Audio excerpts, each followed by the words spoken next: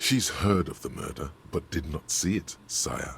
But I never saw anyone during that fateful Sunday night, I'm afraid. Alright. Thank you, anyway. She nods.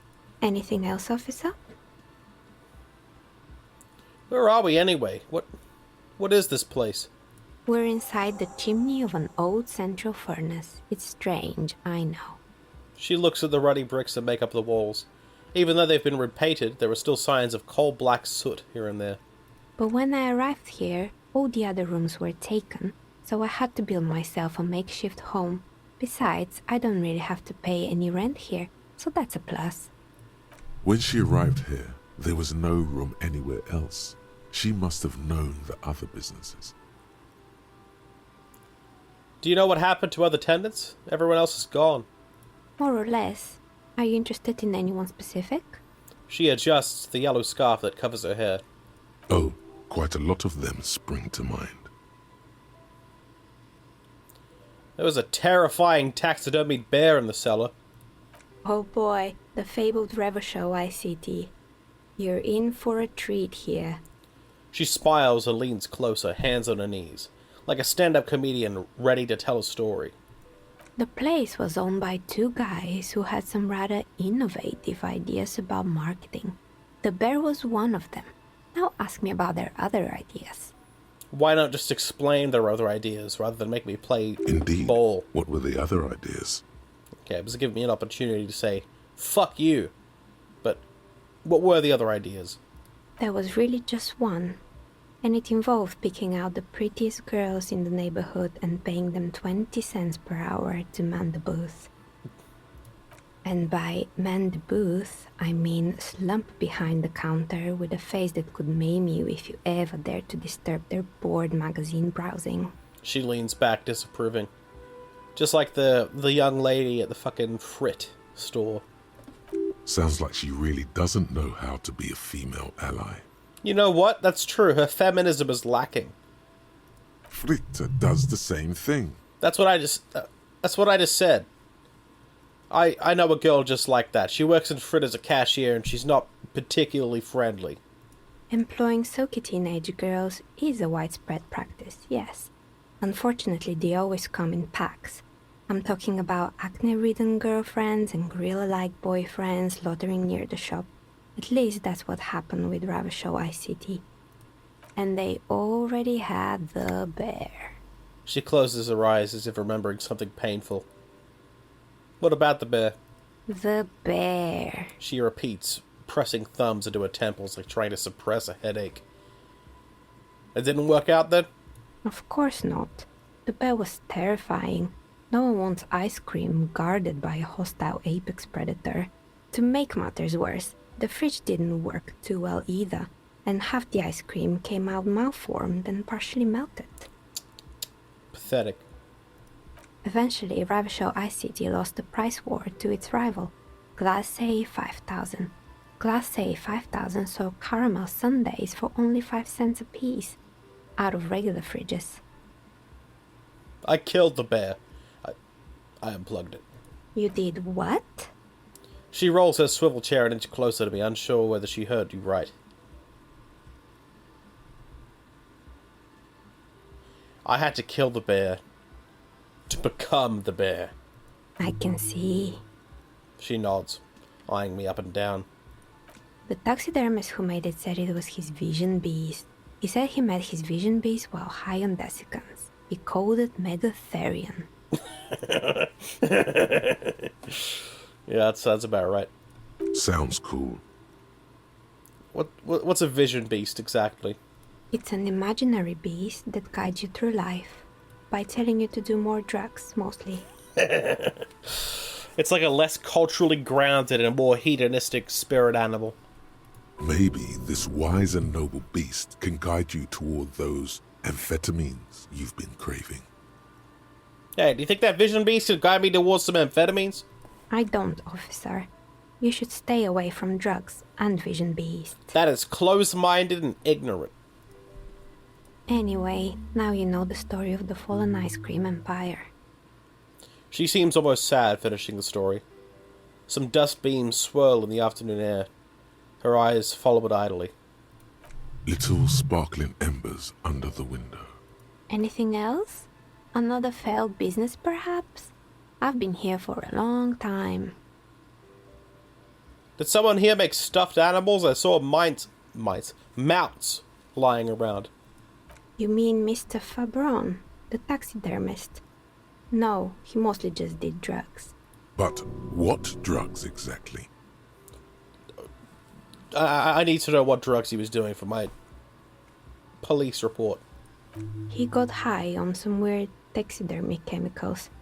I wouldn't recommend it to anyone. Eventually, they caused him to lose control of his bladder. Ew. The smell was awful. Jesus. I remember, like, years ago, I knew this dude, I think his name was Jack, and he was really fried. Like, you talk to him, and even when he was completely sober, you would think he was, like, really inebriated. But I remember, like, he told the story of one time he was at this concert, and he asked someone for a cigarette, and they gave him one, and he smoked it, and within the first inhale, he was like, "What the fuck is that?" And it turns out they had soaked the fucking cigarette in literal formaldehyde, giving him, like, an intense hallucinogen effect. Absolutely terrible for you. So yeah, this makes me think of him. Even you can probably do better than that. Yeah, even I have never smoked formaldehyde. What happened to the gym?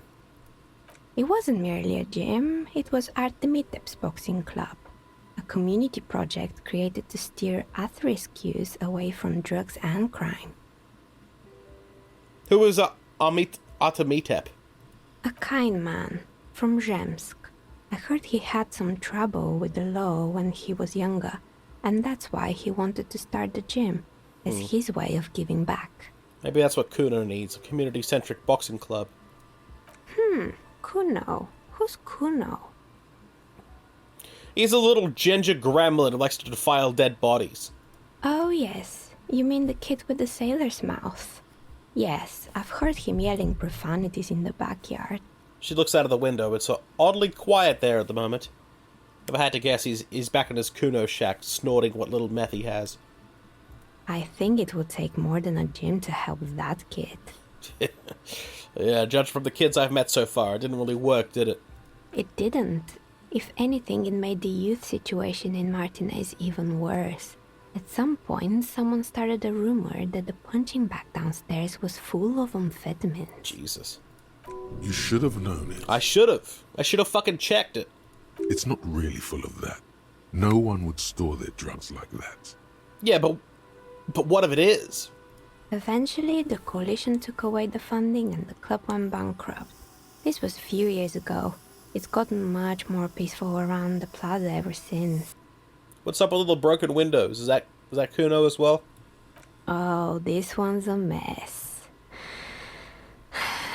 There used to be a company that promised to repair windows 24 hours a day. What could go wrong with this one, right? Turns out, the business was actually set up as a front for an illicit group that was producing Snuff, Milieus. Who would have guessed? What's the Snuff, Milieus? I was wondering the same thing. And they never cleaned up the debris either.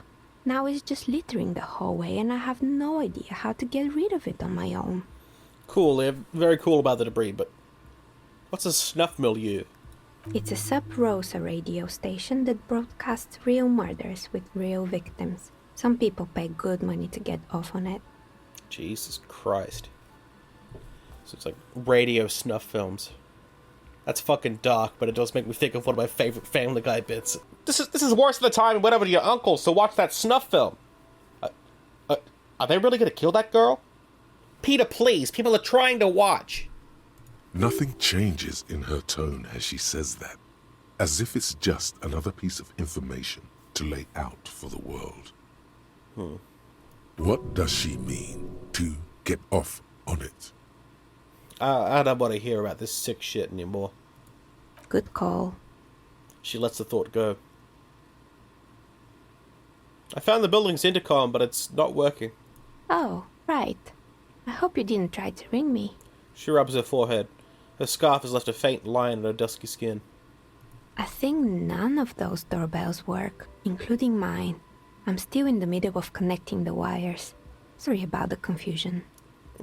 Is she telling me that you have a doorbell there? Which one? The one with an empty name card. It's the last one in the list. As I said, it's quite useless right now. It doesn't work yet. I'm surprised that there was any wiring at all connecting to this literal chimney. I have a few more questions about the building. Sure, I'm listening. There used to be a hair salon here, right? Yes, I think it was called Androgynous Orlando or something similar. They weren't a big hit around here. Turns out that working class men don't like genderless haircuts. They're scared of that word. That's true. I don't know if you guys heard that, but a fucking firework just went off. It's been 2 days since the 4th. No excuse. You wouldn't like it either. The others would laugh at you. Yeah, I guess Harry is a bit gender-centric. A bit of experimenting every now and then isn't bad. Very true. It's not about the haircut. It's about the confidence. I guess I'm a simple man. I don't really have any opinions on hairstyles. Or more accurately, I do, but they are conflicting opinions. Me neither. I just want it off my face. She tucks a strand of hair under her headscarf. What's with the rollerblades and skis? They were made by a company called Slipstream. After they pivoted from making rotor blades to skis, their chief executive took off on a vacation with all their money. She rests her chin in her hand with an impish smile. Honestly, I think it's quite funny. I think he's still sending out holiday transmissions from Tulula or Tiumotiri or Hashtkor or wherever he is. That's pretty fucking audacious. Siphoning off the entirety of the company's funds and then having the balls to send out holiday messages to all the employees. What a piece of shit. Why hasn't he been arrested? Sure, it's illegal, but it's not exactly anything extraordinary in business. Besides, Slipstream is history now. All their remaining assets got seized by the bailiffs in 47. I have no idea why those skis and blades are still lying around. They were just props. Why return them? Maybe you could make a sword out of one. No, wait, forget it. It would take too long. Yeah, that'd be a lot of work. No thanks. I found a strange machine. Fortress Accident, the radio game studio. She closes her eyes as some remnant of a memory lights up her face. They were an interesting bunch. We talked about role-playing systems every now and then. Once, I even saw two of them get into fisticuffs over Wirral. That's understandable. Fantasies are serious things. The mind is the drawing board of history. Wow, that's quite a pregnant statement. I guess that's true. Most historically significant actions came about because of one man's determination. Interesting. They certainly took their work very seriously, even if they seemed to be chronically liberal with their schedules. What do you mean, liberal? What happened? The usual. They ran out of money and couldn't get the project done on time. What went wrong? Well, I did hear them talking at times. She looks at the hallway as if she can still hear them chit-chat behind her curtains on a cigarette break. They seemed to believe they were historical individuals on some grand quest. She sounds almost mocking when she says that. To be fair, from what I've seen, it did look pretty impressive as far as role-playing scenarios and systems go. Yes, but when the money started to run out, they just began to complain a lot about capitalism. You know, how the markets are rigged to keep out new businesses and so on. Yeah, as much as I respect the concept for their game, it is pretty niche. Not everyone's going to be interested at all, especially given the political and financial circumstances here in Revachol. People aren't going to have the disposable income to spend in some fucking radio RPG. In the end, they just didn't get it done. They didn't have enough willpower to produce something truly historic, and to show up to work on time. Typical communists. Showing up to work on time is hard. No, scratch that. Showing up to work at all is difficult, especially if you've been drinking. That's true.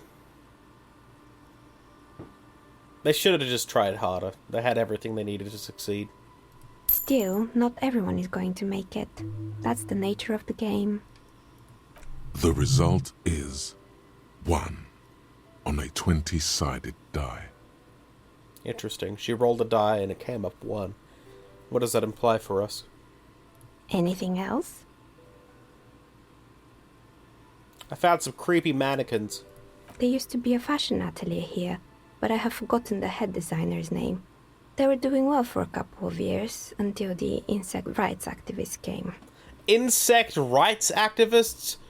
What in the name of... The atelier produced a certain collection that used chitin among the materials. Apparently chitin is made in the Occident, where it's extracted from beetle wings. And you know how all kinds of political movements are big in the Occident. The activists shut down the biggest chitin supplier, which of course caused the price to skyrocket. For Christ's sake. I'm not particularly opposed to either side of that debate when it comes to animal activism. But I feel that insects are a reasonable middle ground between complete abolition and complete exploitation of animals. Insects definitively do not feel as much pain. They are not as aware of their situation. I feel like they... whatever, this is probably getting cut. And, naturally, all the most fashionable tastemakers refused to be seen in chitin from then on. The atelier went bankrupt before they could finish the collection. But insects don't have any brains or feelings. Are other animal products not a thing in this reality? Like, is there no concept of leather? Because I feel like their priorities are in the wrong place. Surely they would give more of a shit about animals than insects. Maybe traditional animal husbandry does not exist in this timeline. Maybe there's only ever been wild hunting. That's quite a jump, but whatever. Actually, insects do have brains, but yes, I understand what you're saying. I think the protesters took it a little too far. As she shifts around, you notice several dead flies on the windowsill in front of her. Legs up. They're not moving. Anything else? I have more questions about the intercom. I'm pretty sure it still doesn't... Sure, I'm listening. Good. I hope it clarified things a bit. What else? I've heard this place is cursed. Did you know that people call it the doomed commercial area? I've heard the stories, but I don't think those stories are true. Plaisance is the one who sent me. She's convinced that the place is swarming with malicious energies. Plaisance, the bookshop lady? I've heard that her business is doing rather well. Have the energies spared her somehow? I don't know why the bookstore hasn't gone bankrupt yet. That's what I'm here to investigate. Oh, right. But it's not just the bookstore that's still up and running. What about the whirling in rags? Some people say it's part of the building complex. Yes, but it's still a separate building. The malicious energies can't reach there. And then there is me. All kinds of tools lie there scattered, from knives to carving files to wire cutters, upon her messy work table. I've been here for 14 years, selling novelty dice to role-playing enthusiasts. Not exactly a million-real business idea, yet somehow I've survived despite the talk of malicious energies. Strange, isn't it? Maybe it's just because she's so talented that she's been able to woo the curse. Plaisance thinks it's because you're the source of it. A malignant entity. What has happened? You feel something What? in your chest. I died from that? Unnatural pressure. I fucking died from that? Spreading to your left Help! arm. Yeah. There's no shame. God damn it! Cops Why did I die suffer from heart that? attack. Why did I die from that? Oh, god damn it.